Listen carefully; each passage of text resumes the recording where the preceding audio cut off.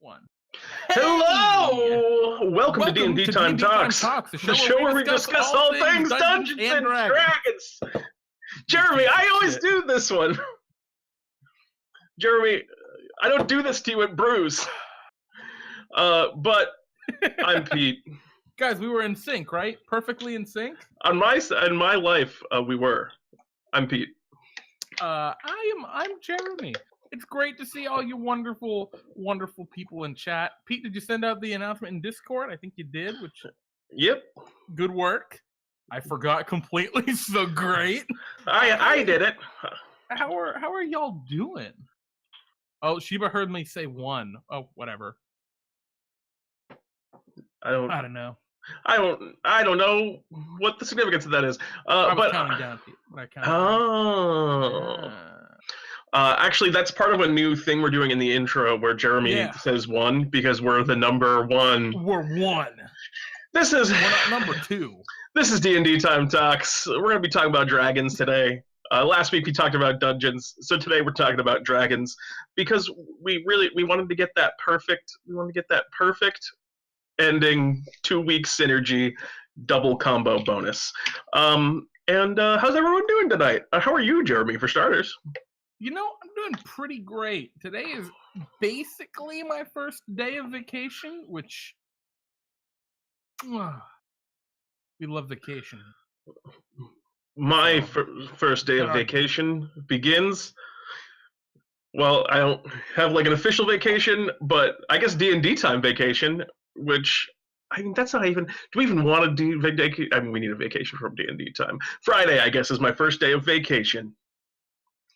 I dig you. That's what I got going on, and I see we got some people hanging out. I see Shiva. I see Reflected. I see Vassal Zeju, whose name I always pronounce 100% perfectly now.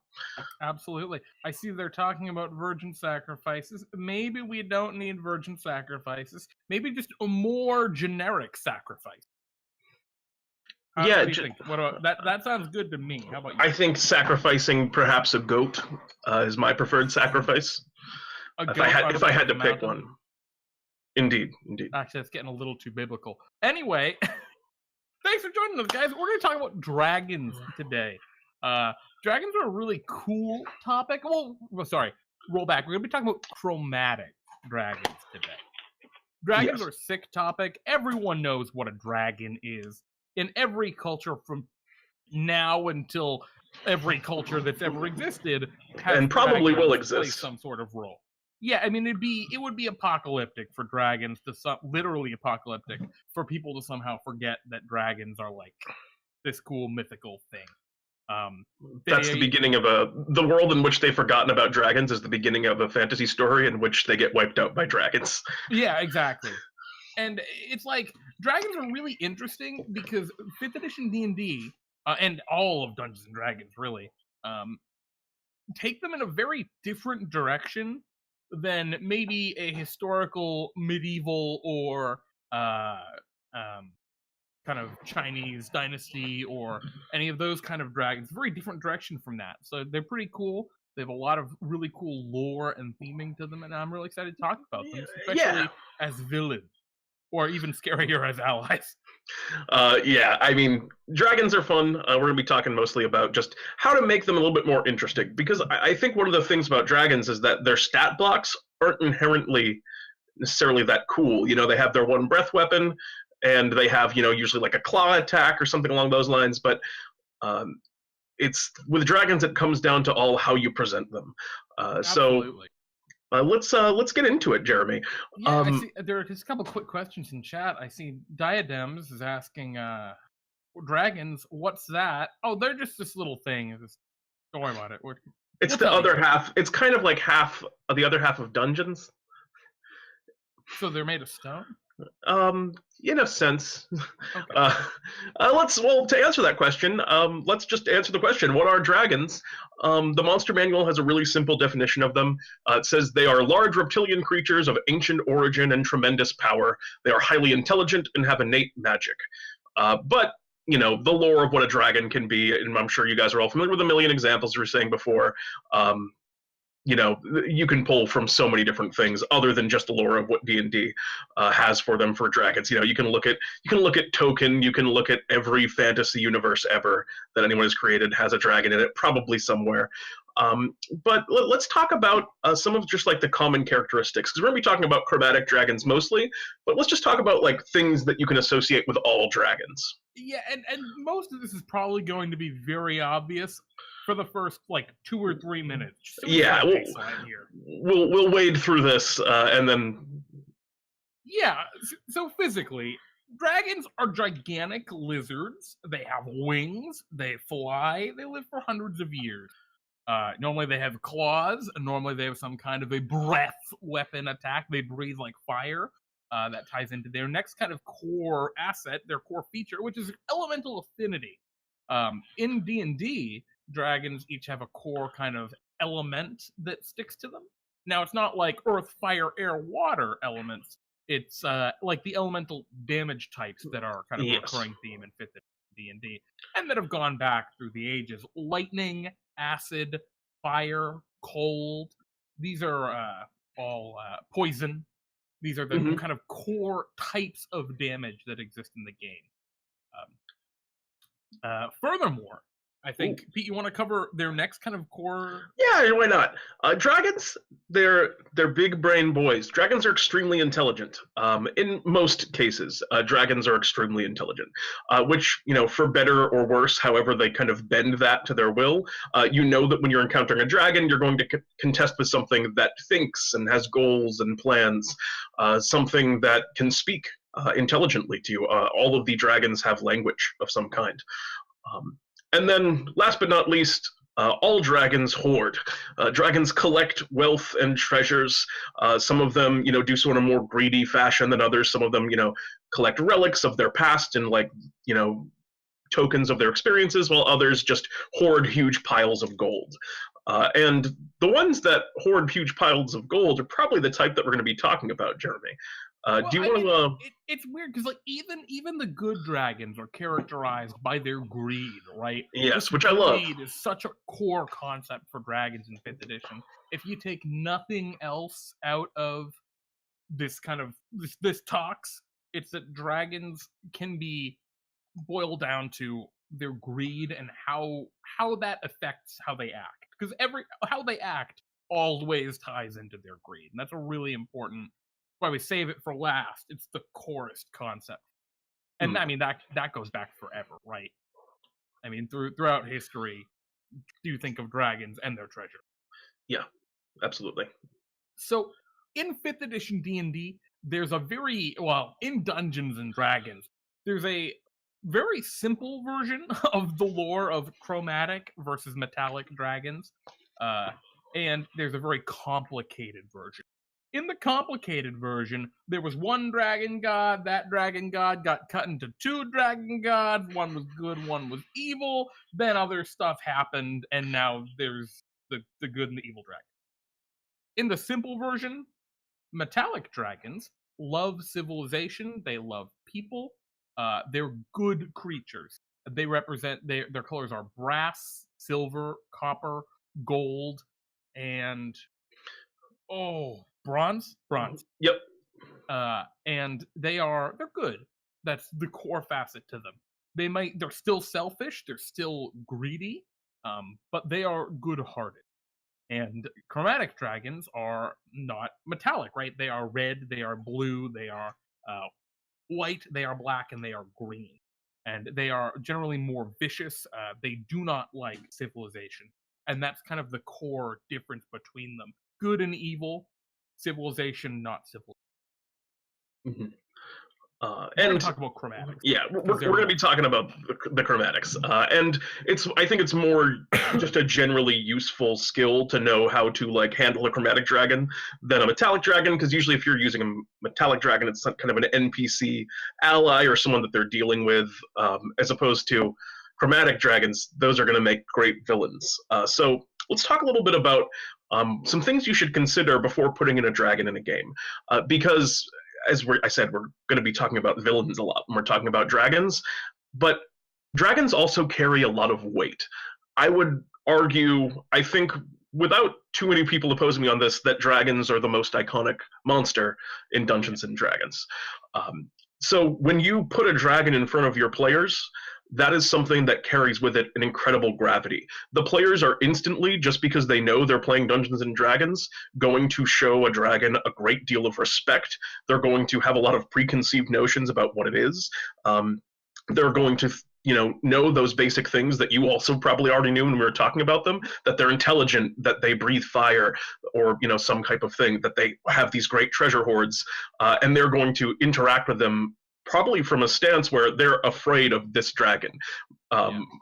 Most players, if you're presenting a powerful dragon before them, they're going to be terrified of it. So don't let down those expectations. Make sure that when you're going to run a dragon, that you're propping it up on the pedestal that your players are going to expect it to be put on. Absolutely. I mean, even the newest of the noobs, right, know what a dragon is. You take brand new players and they meet your pal Jack, the friendly beholder. They don't know what a beholder is, so they don't realize, like, all right, it's creepy looking, but they don't realize just how fucked up that is that they've met this friendly beholder. Absolutely. But they run into a dragon, and that's a whole nother story because everyone knows what it is. It breathes fire, it kills people, and it steals treasure. And that's why they make great villains. Keeping this all in mind, right? Dragons shouldn't usually be a throwaway random encounter. Yeah. You can do that with especially like wormlings a little bit, but even then, I think they're better used as a centerpiece in some smaller conflict. Like even a white dragon wormling classically in the Sunless Citadel 3rd edition adventure, very iconic, very popular, reprinted in Tales from the Yawning Portal. That creature plays a central part, even though it is just a one-shot encounter, right? It's not a random encounter, but it's a one-off encounter in that adventure. You don't have to do it, but the whole adventure kind of plays around this concept of the white dragon wormling that's there. And that's super important, right? Make your dragons really stand out and be the centerpiece. Yeah, and that's another thing about dragons is, as I was saying before, you're going to have to be the one that does that, because the dragons don't give you a lot of support in terms of their kits. They're just claws and armor class and flight is really most of what the dragon's kit is. Like the beholder, for example, that carries a ton of flavor and interesting dynamics just on the stat block that the monster manual gives you. It has all these crazy rays that do things, and the insanity of the creature comes across just in the way that it's designed to play. But for the dragon, you need to really kind of supply all of the personality that's going to make it a memorable both character, villain, and encounter. Yeah, and talking about personality, role-playing dragons is one of the biggest challenges that Dungeon Masters, I think, face if they're really trying to do a dragon justice. You can always just run it as stats, and especially to more experienced players, they might be okay with that, right? It's like, all right, we just have a random encounter, it'll just be a dumb dragon. But just a dumb dragon, a lot of the time that phrase doesn't even make sense, because dragons are, by the definition in 5th edition Dungeons & Dragons, cunning. They are intelligent predators. There's no such thing as a dumb dragon in the context. There's one that's kind of dumb, and we'll talk about that one probably last. But when you roleplay a dragon, you really want to take a couple of the key points that exist in the monster manual and use them as jumping off points to really delve into how is this creature unique and why is this a dominant force in the world. Yeah. I see a fun comment here from Bionic Shiva. So what I'm hearing is using dragons make me do work, so no dragons in my game, that's easy. And to that I would say, no, run some dragons, because as much as you have to maybe put in a little bit more work to make them cool, they're the iconic monster. And Jeremy, I have a question. Have you ever run a great dragon? Have you ever really seriously run a dragon? Have I seriously run a great Dragon. really had like a dragon villain? Because I know you had some planned in Crucible, but they never really spent a lot of time in the forefront. Yeah. I haven't myself. I have not. I know Crowley has. I played in that game, and it was scary. Hmm. Not a lot beats the raw intimidation factor of an industrious red dragon.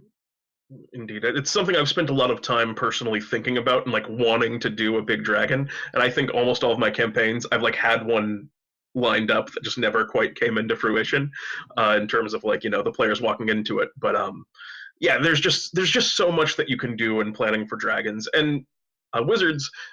In designing the chromatic dragons have given a lot of like really great templates for like personalities and types of characters that these dragons can be. So before we move on to that, I just want to make a great point in chat. Vessels Aju saying, basically, don't be Skyrim. Exactly. A dragon is not a thing that flies up, sits down, and you fight it until you or it are dead. Right? There's a lot more to them than that. And stylistically, there's so much. But let's start talking about some of the types of dragons. Or let's start talking about, actually, before we jump into the types, a little bit about a core defining feature of all of these. Yes. Their age. Dragons in 5th edition D&D and in all D&D live so long. They're technically mortal. They do die, I think, of old age. It's kind of. But like, no, you can't tell. Like, you don't know what that cutoff is, and they don't tell you. Yeah, they're basically immortal for all intents and purposes. And unlike like a human, that I'm 100 years old, I'm now frail and dying. It's a lot different for a dragon because they don't stop growing. They just get bigger and bigger and bigger and stronger and stronger. And in theory, right? There's a point where even if they do start to deteriorate and get weaker, they have a treasure hoard filled with magic items and just everything under the sun they've been accumulating for like over 1,000 years, right? So they've got some pretty serious firepower there. But yeah, I mean, a dragon is even considered an adult until it's over 100. 100 is adulthood, and then ancient is the term for like the most powerful of dragons, and that's like 800, 1,000 years old. You're an ancient dragon. But when you have a lifespan like this, when you're living for this much time, you begin to look upon the concerns of like mortal beings as trite.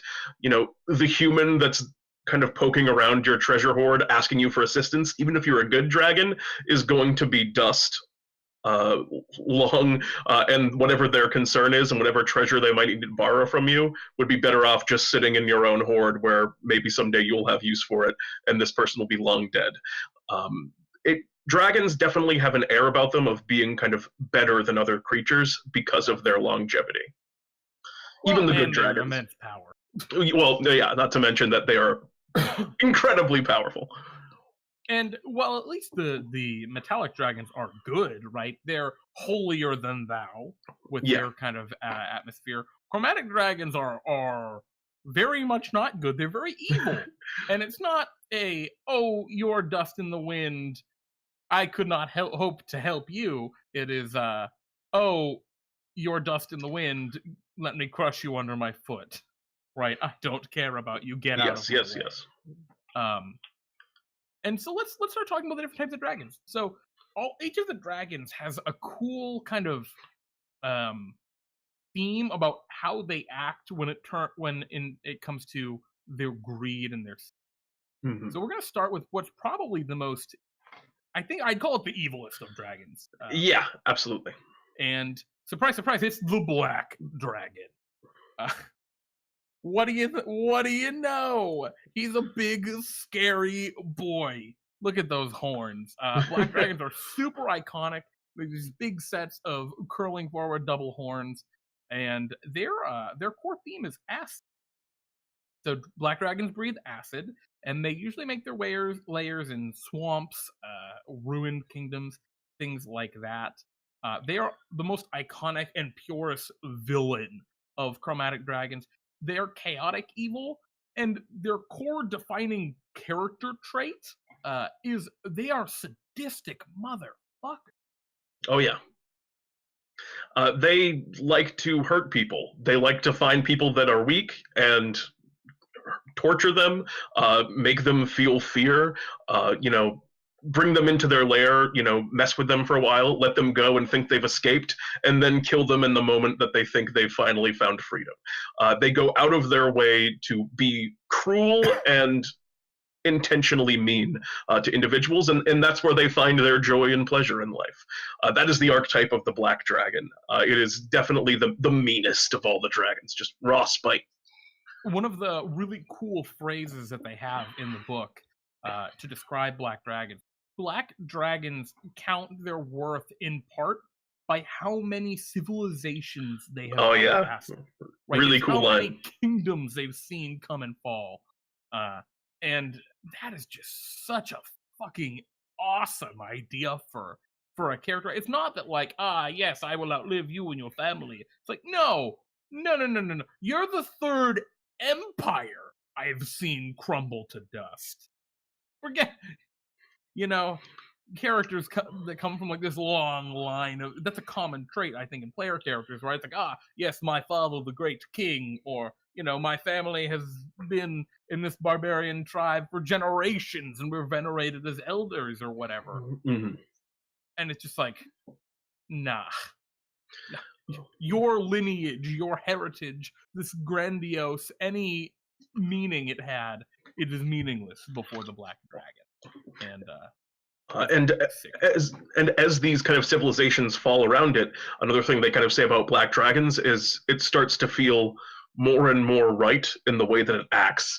Taking the treasures from these abandoned places and adding them to their own hoard, it starts to feel like, yes, this is my privilege as one who outlives and who outlasts, and in a lot of cases probably annihilates and destroys themselves, these kind of civilizations.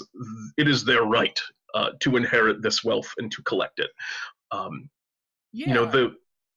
go ahead. No, after you, please. I was going to jump over to starting about the stats a little bit, but if you wanted to talk more on that. No, yeah, you can talk about the stats.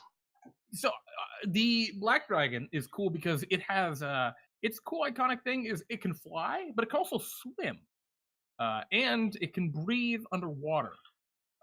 Black Dragons tactically have a really cool niche in that they live in swamps, iconically usually, or if you have like a vast inland sea, these would be a pretty great place for a Black Dragon to lurk, especially if it were like a ship graveyard or something. That would be a pretty spot on kind of area for it. And tactically, if you want to play them to their extreme, you can play dragons a lot of ways, right? You can play them absolutely using all of their tactical advantage to their benefit. One of the best things they can do, right, is to lurk underwater, grab someone, and bring them underwater. Right? Once they've grappled a character, which, look, they got a +8 to their strength, they're probably going to do that. They're probably going to succeed there. They can just drag that character underwater, and then what do? Right now, there's a whole nother dimension to that combat as the dragon takes advantage of its swim speed. And if the players, for any reason, can neutralize that, well, it can always fly away because it's incredibly fast in the air too. And I think that's a really interesting kind of strategy, especially if you have like an NPC or there are some caravans that like the players maybe are guarding. Having that just kind of grabbed and ripped into the swamp is a terrifying way to initiate an encounter with a Black Dragon. Absolutely. And if you're going to try and make like a really interesting Black Dragon, I think you can just think about them as, the way you would think about any character that's just a bully, someone who just lords their power over people that are weaker than them. And I feel like in a lot of cases, a Black Dragon that the players are encountering is going to be more powerful than them because it's an intelligent creature, and if it sees like, it hears rumors about things. It's a citizen of the world, so if it hears rumors about this legendary party that's going around slaying dragons, it's probably going to choose not to mess with you because it doesn't like to. It likes to battle things weaker than it, not stronger than it. So if it's encountering the players, it probably at least thinks that it's in this position of superiority, and is going to not necessarily kill the players, but you're going to have a lot of opportunities to create situations where maybe it entraps them in some way, and through intimidation and just kind of a show of raw strength, will force the players into doing things for its amusement. Maybe it imprisons them. Maybe it makes them fight each other for his own amusement. There are tons of cruel things that I imagine that you can think up for a black dragon to do, and explore that kind of part of your brain that you usually would push aside. You can let that come out for a black dragon. But I think I was just going to say, as a wrap up, I just think the black dragon is most interesting when at least it thinks that it has complete control in the upper hand of the situation. Absolutely. And there's kind of your get out of jail free gotcha. If you're playing in a campaign where you don't want to just kill the players, just annihilate them, and they get on the bad side of a black dragon and they stumble somewhere bad, that is how you can kind of bail them out a little bit as your GM while still being true to the black dragon, right? Mm-hmm. If you play to the dragon's sadistic nature, their desire to be feared, a black dragon may just torture and amuse and play with them like a cat plays with a mouse before allowing them to leave, simply to spread the name of this dragon in fear, right? That's the kind of thing that a black dragon would absolutely be into. Oh yeah. And I think that's a cool kind of, I like thinking and having these, all right, what's my backup plan me as well, if this goes in a direction I'm not ready to take? Now, of course, sometimes you're just ready to kill all the player characters, but still. So that's the next dragon. An agreement. This is one that I really like. This is my favorite. Me too. Yeah. This is Big Blue. Oh, look how fucking majestic that dragon is. Yeah, I love them from a design. It's cool. It's cool for sure. All the spikes coming off on the neck and the coming back from the head and the huge horn and the nose area. It's just terrifying. It's just menacing visually. Yes, so blue dragons are awesome. Blue dragons are awesome. Their thing is they breathe lightning, and then these dragons, they're going to make their lairs in things like deserts and wastelands, or any terrain in which you can take advantage of the fact that it has the ability to burrow. And when we're talking about them mechanically, that's one of their big defining features, is that they can burrow around. But blue dragons are lawful evil. They are probably the most reasonable of all the chromatic dragons. They are still evil. They're very much villains. But you can have a conversation with a blue dragon, and if you can prove that you might be useful to it in some way, it might choose not to roast you with its lightning and eat you. Yeah, and if you're more useful than you are tasty, great. That's all that matters to it. Are you worth more than just killing you for what you have on you right now? And I think a lot of the time the answer is no. But adventurers, I mean for regular people. For regular people. That's why I use banks, in case you run into blue dragons. I don't have any money on me. I gotta go to the bank, blue dragon. And blue dragons would be into the idea of going to a bank, because blue dragons are definitely a lot more thoughtful in the way they interact. Like, if they were introduced to the ideas of banks, they would probably less inclined to go in and just destroy the bank and take the treasure, and more inclined to just find some minions that can infiltrate into the bank and just get the bank under their control from a more kind of legal and political standpoint, because they enjoy those kind of, I don't want to call them schemes, because I think there's another dragon that's more the schemer. Machinations. Yeah. They love to lord over lesser creatures. I think more than any dragon, except for maybe the red, the blue dragon's kind of pride and love for themselves, believing them to be rightful rulers, right, and to lord over lesser creatures. But more than that, they're smart, right? Mm-hmm. Like Pete was mentioning, they would employ minions to take over that bank. And maybe enterprise, an enterprising blue dragon. If there's any dragon that's going to do it, blue or maybe red, but probably blue, are the ones that'll roll with it. Maybe green too, but different, totally different style. Yeah. And let's talk about a little bit, because one of the things I really love about the blue dragon for me, is iconically where they make their lair.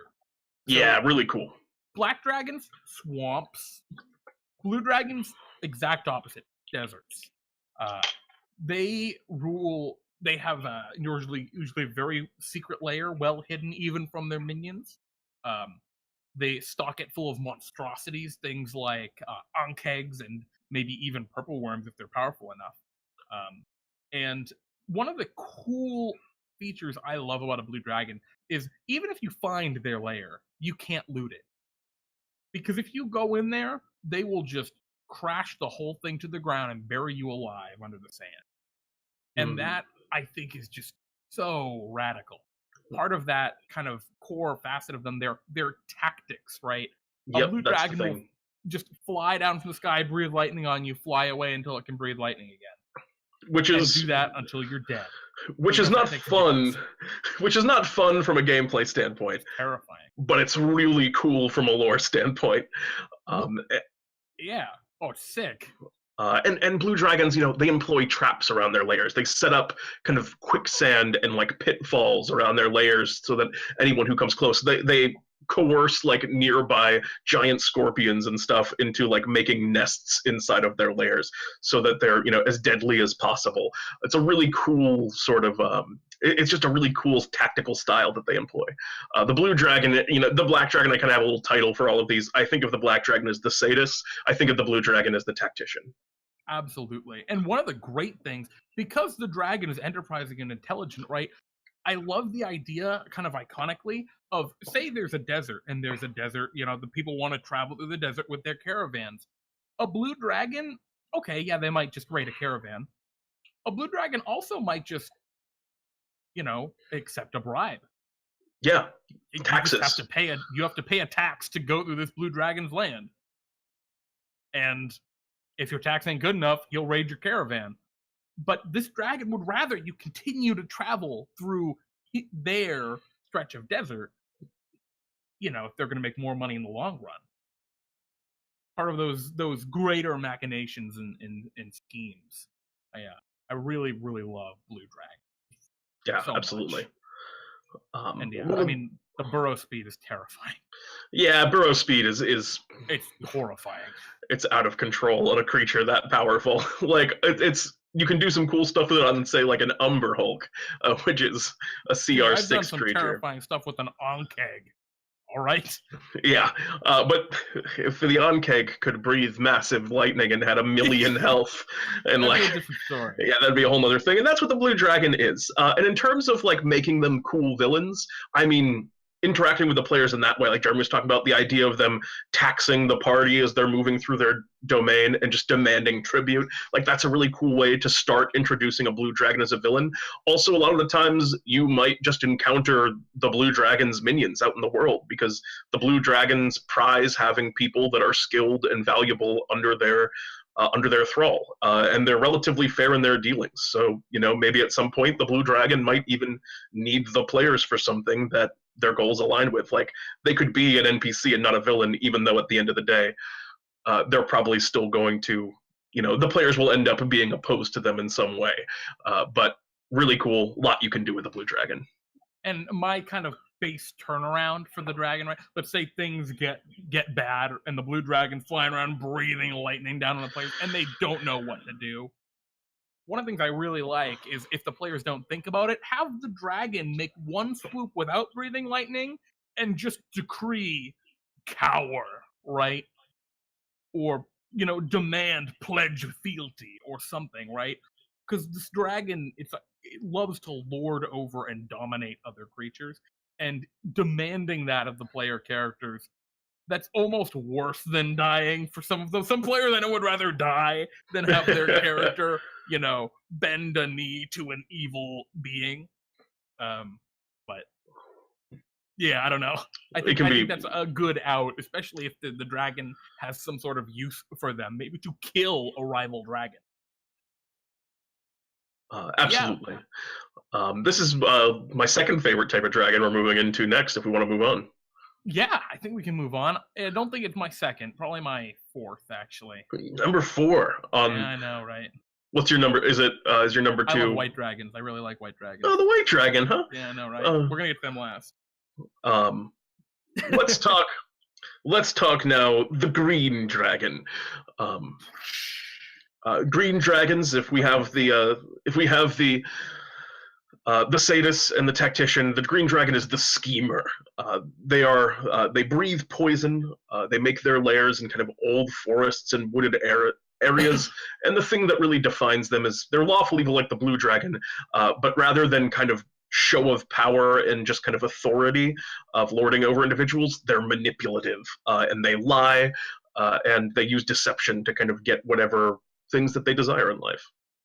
It's really also interesting, right? Because when we were talking about the black dragon hates civilization, wants to see it wiped out. Blue dragons, I can use civilization to my end. I think green dragons, of the chromatics, are probably the most likely to utilize civilization, right? And the evils of civilization, rather than just, they're more willing to corrupt. Yeah, but at the same time, like, I feel like, eventually they also have a desire to see it destroyed. It's just a question of, like... They'd see it destroy itself, though. That's the key. Precisely. They want them to tear themselves down. Yeah, they want to watch as, the bandits that they have coerced into destroying the town, destroy the town. And that's one of the things they really are all about, right? It's their schemes, their corruption, their manipulation, and their incredible use of deceit and oftentimes illusion. Now they also are swimming dragons, like the black dragon, but that tends, I feel, to be a lot less impactful. I think, I don't think as much of green dragons as utilizing their swimming abilities as much. What about you, Pete? I'm on the same camp. The real thing I think of green dragons doing is, I think the first time a player interacts with a green dragon in a game, they don't understand that they're interacting with a green dragon. Yep. I think the green dragon is absolutely and my personal, I think the coolest way to use a green dragon is to, especially if the players even know that they're a green dragon, and what that means is to make them an ally of the players in some way. Because then the players are knowing that at some point, this thing is going to be opposed to us. Like, even though our goals are coinciding right now, and they've made a very convincing argument for why their goals coincide with yours and why it would be in your best interest to work together towards whatever it is that they want, but at some point they're going to try and double cross you, and that this is working out in their advantage, and you can't figure out why. And that becomes a really fun tension in the party with this kind of tenuous ally. I really love that specific concept, because I think the green dragon is the master of lie by omission, right? I feel like in a conversation with the green dragon, they're going to tell you truth, just straight truth. It's just, they're going to only tell you the truths that are convenient to them. Yeah, of course. They'll tell you how the dwarves had taken and enslaved the deep gnomes that lived beneath them. They'll tell you how they slaughtered the humans that lived in the lowlands, or the halflings that lived in the lowlands, and maybe all that's true. But maybe they were cannibal halflings, and maybe the Durgar were trying to stage a coup to, like, boil the queen of the dwarves alive, right? There's more to it, but the dragon won't tell you that. And a little bit of investigation, which is usually the amount a party gives, right? Just a little bit. Yeah. Verify details will tell you it's true. Like, yeah, that happened. The dragon isn't lying to you. They're just not telling you everything they know. And I think more than that, right? The green dragon, I think, is the most likely dragon to be like a spellcaster. I know in Critical Role, for their first season, they had a green dragon spellcaster that was an ongoing nemesis. But it just seems right for this kind of creature. This scheming, manipulative. The ability to disguise their form, in particularly to not appear as a green dragon, feels like the most important thing for someone who's so, outwardly manipulative. Because one of the things about a green dragon is, if a peasant meets this big giant green dragon that's telling them to, go out and do certain things, they're probably gonna instinctively know not to trust this creature. And once they're out of their sight, like, well, a green dragon told me to do that, so I probably don't want to do whatever that was. And I think that's a logic that even a commoner might follow. They just But run. yeah, just once they're out of sight of that creature, they're just, I'm gonna go move to a different town. But if the dragon has the ability to disguise themselves as human, then it's a whole nother ball game, and it opens up a lot of dimensions to really explore this character.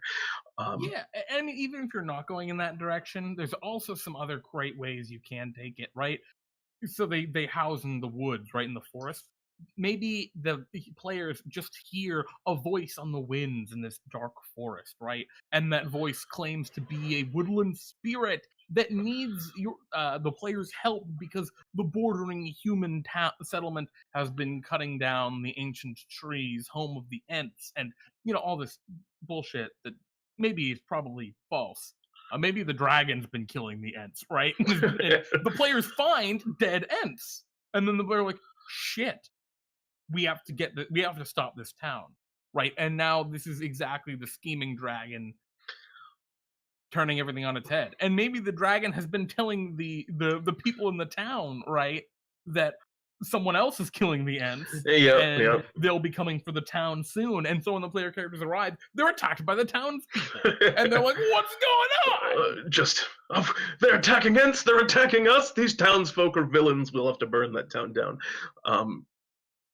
That's fun. And I think, I don't know, one of the best ways, I think, for a green dragon scheme to end.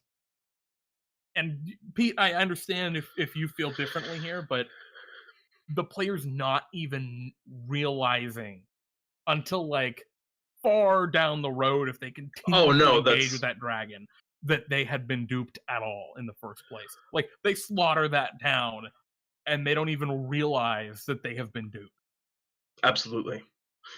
When I think of, what character I always associate with the green dragon, I always think of Littlefinger from Game of Thrones.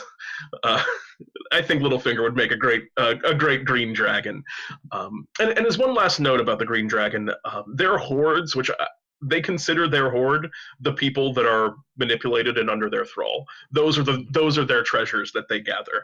Other than that, it says in the player's handbook, they also like musical instruments and some other like odd knickknacks that they like. They like wooden statues. But their real horde is the people who they've coerced into kind of working, in the same direction as their will. Yeah. Yes, they're trophies. Absolutely. Want to talk about Red? Because we only got, Jeremy, we got 15 minutes left. Yeah, we're doing pretty good. I think we can talk about Red. Red, big Red. Let me just whap. They big. Red dragons are the iconic dragon. They breathe fire. They Look at that art. They live in mountains or volcanoes, and they are chaotic evil. They rule. They live by their own whims and really nothing more. The design for red dragons in 5e, I don't know how I personally feel about those horns. They remind me a lot about like the tiefling horns bending back, right? I really like this one, actually. They pay a good homage to their fiendish goddess Tiamat. But yeah, no, these guys are terrifying. It's weird though, because they, more than any of the other dragons, have the least interesting stuff about them tactically. Yeah. They are probably the most archetypal dragon. Like, everything that you assume about dragons, that's what a red dragon is. Yeah. I mean, they are vain. They covet gold and wealth more than anything. They're incredibly arrogant and prideful.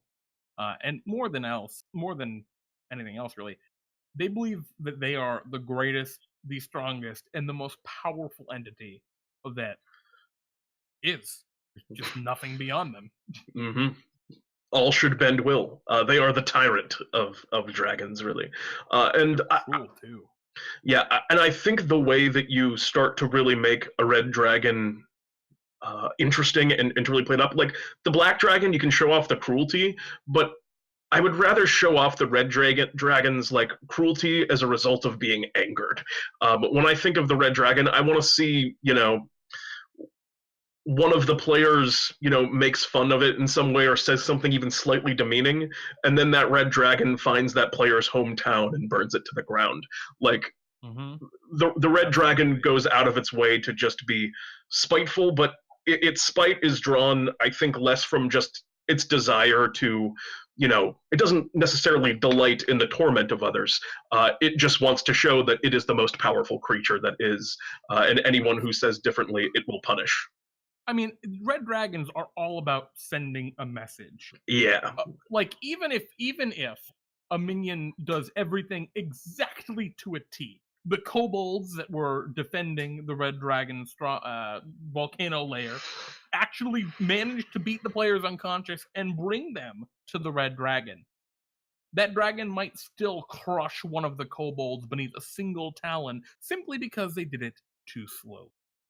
Right, this is the kind of unreasonably vicious and, like, just because I can level of power crazy that you get with dragon, that they're kind of known for. This, I think, all of the other dragons, right? There's like a get out of jail free card. You can pay homage, I will serve you, blue dragon, or I will tell people of your fear, of your terror, black dragon, or yeah, I'll kill people for you, green dragon, sure. But with the red dragon, what do you do to get out from under that claw? Teleport. I think you cast the teleport spell. And beg and just hope. Right? Or I guess you teleport. Yeah. Okay. you be like a 14th level wizard and zip away. It's a cool dragon. Not one of my personal favorites because of how kind of just archetypal they are. But if you want to just like, this is what a dragon is, the red dragon's like the one to go with for that. Absolutely. I mean, more than any of the other dragons, right? The red dragon is the one that will be the menace. A town will not realize when there's a green dragon menacing it, necessarily, right? Maybe like some of the very powerful wizards there might know, but the townspeople won't realize it's a green dragon that's causing them all of their torment. A town will absolutely know of the black dragon in the swamp. They will whisper its name in fear, but they just won't go by the swamp, right? They'll just know not to do that because it's too scary.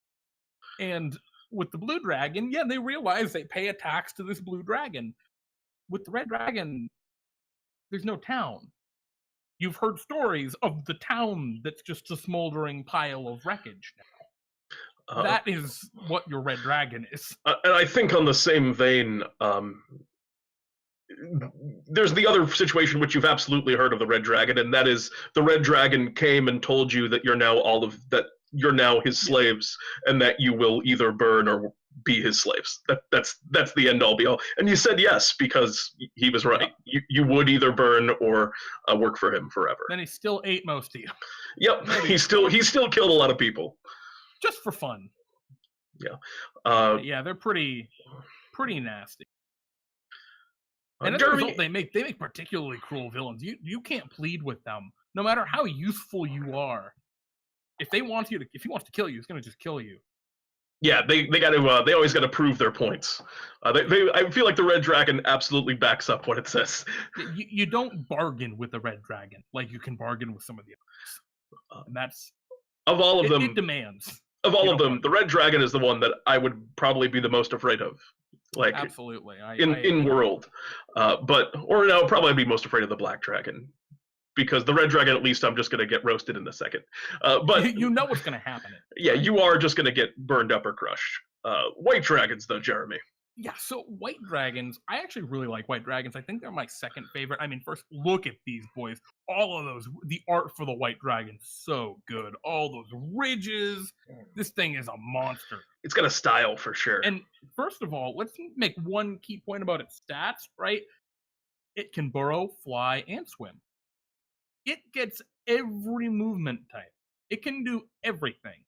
And why is that? Because more than all the other dragons, this one is the predator. it doesn't think so much like the other ones do in terms of sadistic torture or corruption or rulership or in the case of the blue dragon, right, industry. In the white dragon, it just is hungry. It's the hunter, and it is built to do that. It's only got an int of 10, even as an ancient dragon. This thing can be pretty dumb, but they're sweet. Their lairs tend to be up in frozen tundras, evergreen forests, or mountains, and they are the scourge. They are the closest thing you're going to get to your Skyrim dragons in 5th edition. And they're neutral evil, right? They're not out to just destroy the world. They're also not out to rule it. They're the apex predator. And I really like that, right? From an intelligent predator perspective. And they like that about themselves, too. They enjoy hunting, and they enjoy finding powerful things to kill, and their horde is often made up of... and trophies. Also, it's made up of trophies of things they kill. And they also just like, shinies and stuff. They like coins. Yeah. When they describe the horde of the white dragon, and I love the flavor that they put in the book for this, they talk about how it's just a huge cavern where they coat all of their treasures in ice. So when you walk into it, just kind of any torchlight reveals like glittering buried deep in the ice under layers and layers of things frozen and then encased over time, building up this mountain of frozen treasure, which I think is really cool. I mean, even just the trophies they keep, right? I love when when players finally enter into a white dragon's lair. First, I imagine the dragon's already stalking before they know the dragon is watching and waiting. But they turn the corner and there's just the frozen body of another adventurer in shock, just solid block of ice, and looming over that, the frozen body of an ice giant. And beyond that, right, some other just, oh god, and you enter this hall of just frozen triumphs, right, trophies that this ancient dragon has conquered. They're not only just the predator, they're the hunter, right? They take pride in that power. And I think there's a lot of ways to make that cool, because while they're not necessarily going to, have a lot of conversations per se with a white dragon, there's probably not a web of intrigue that the white dragon is layered in. I think it's really cool to give the players a chance to understand that the white dragon is hunting them. And there's a lot of ways you can do this. Maybe like the nearby town that was asking help for the white dragon. No, they just send adventurers up north to die to it, because that's what makes the white dragon happy, and that's what keeps them from coming and hunting on the village. I mean, hell, I could see the white dragon telling them, "Oh yeah, run." Just it wants the hunt. Most dangerous game for sure. The white dragon. I love the idea of the white dragon kind of in some way getting the jump on them and knocking them out, and then they just wake up in kind of like just a forested environment somewhere else, and the white dragon's just in the distance getting ready to like hunt them down, setting up an arena for himself in order to kill the players, which that's a cool way to play the white dragon, and just a much different archetype. You get a very unique dragon in the white dragon.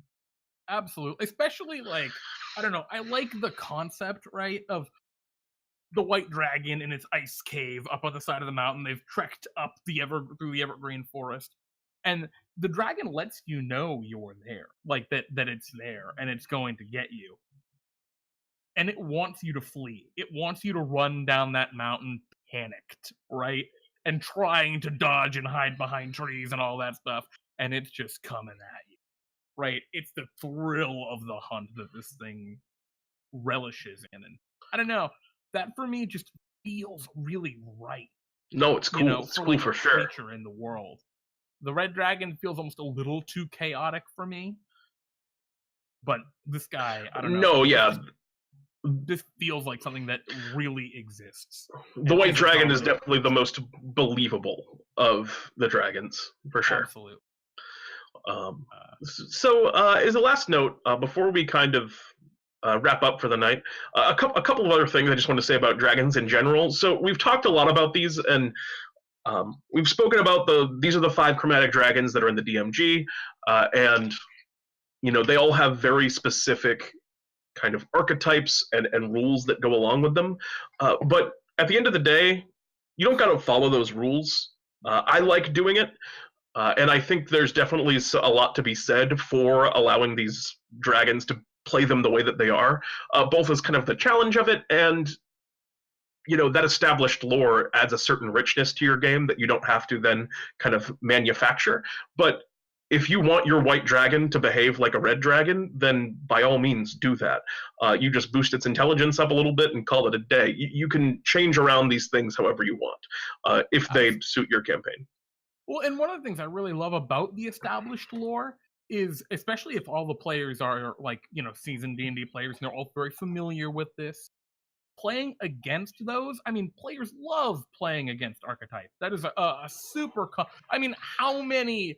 yes, I'm an orc, but I am a good orc, right? Like, okay, welcome to Dungeons and Dragons, right? I feel like tiefling, but my infernal heritage, I am persevering beyond this. I'm not actually evil. I feel like players play against archetype before they play archetype.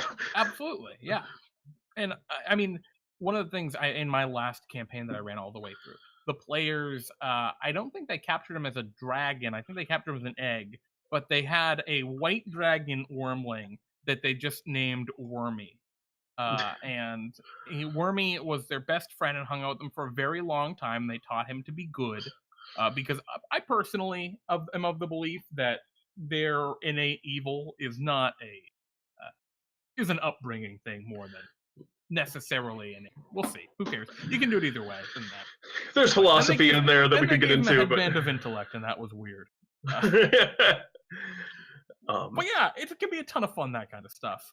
God, imagine a white dragon with a headband of that's a spooky dragon right there, is what that is. And as one more kind of note on dragons, they put a cool little rule set in the monster manual for turning dragons into spellcasters. It's assumed that dragons are just innately magical beings, and as such can harvest some innate magic, or they can otherwise be intelligent casters, almost learning spells like a wizard would. There's a few different ways to go about it, but if you have something that you want your dragon to be able to do, it is always justified. You can always just say, yes, this dragon can transform into people because it's a spellcaster. You want your dragon to be able to cast a huge dimension door and just zip around and kind of teleport places, which sounds terrifying. Yeah, absolutely. There's a way to kind of, do that, and those mechanics are baked in. So you can also add some flair to like the combat of your dragons using the innate spellcasting if you think it's appropriate for the creature that you have. Yeah. The one thing I just want to really hammer in, and you don't have to do this, but I really would recommend it: greed and power.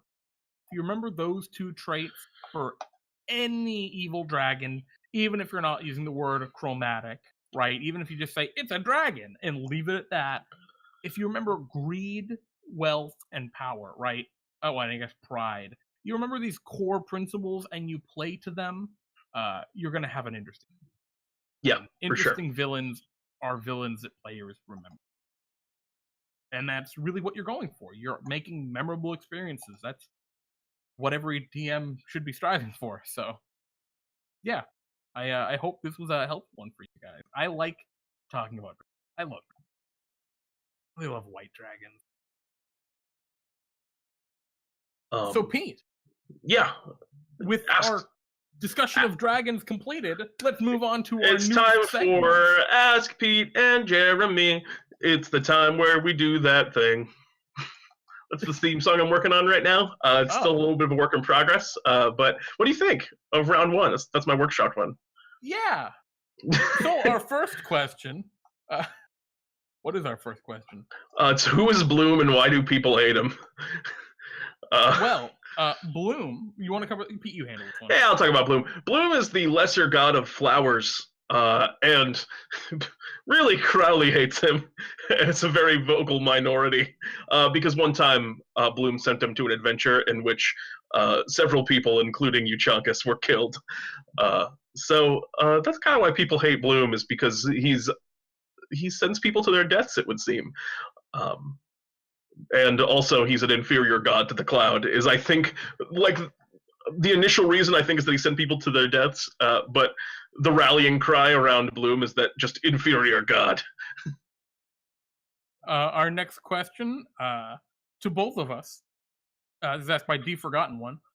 Do you think mimics would react to a bard singing "I Want It That Way" by the Backstreet Boys?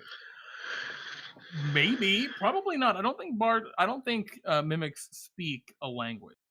But Jeremy, tell me why. No. You see, that would actually be a very interesting. Maybe.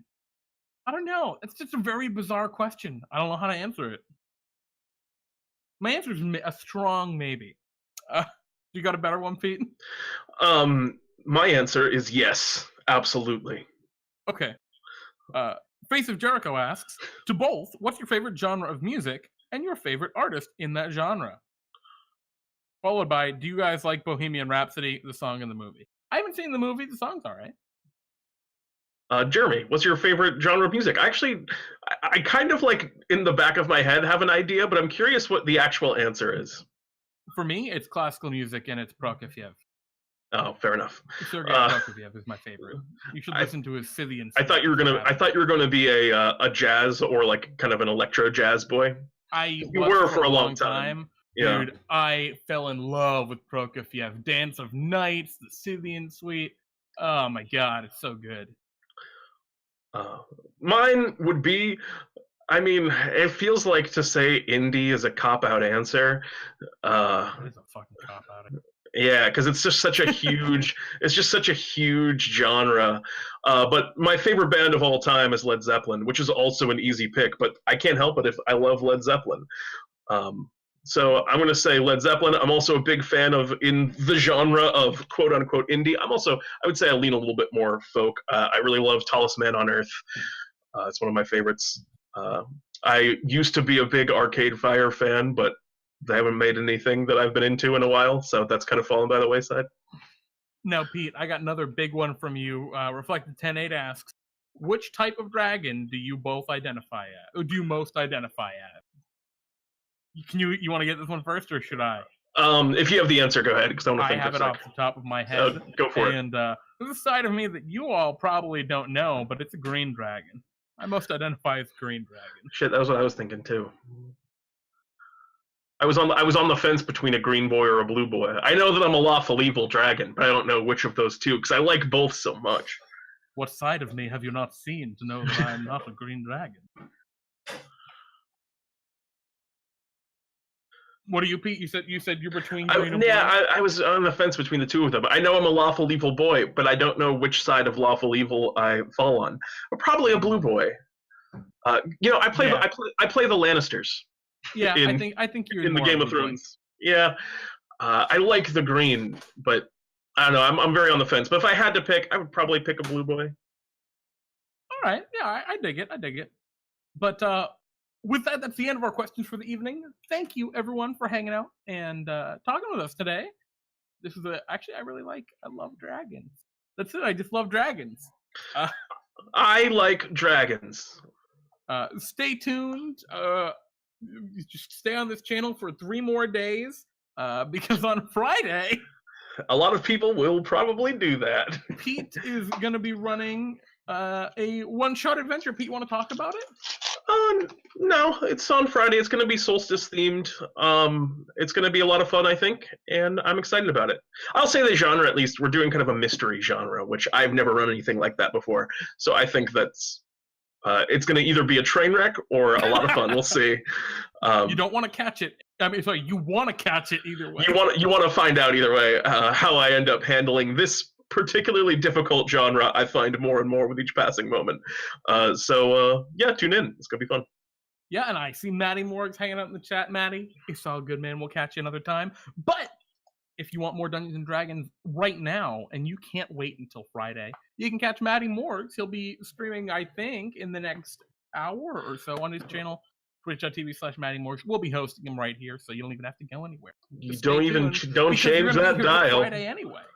But yeah, thanks for hanging out, everyone. Thanks for watching. All of you people on the other video on demand services.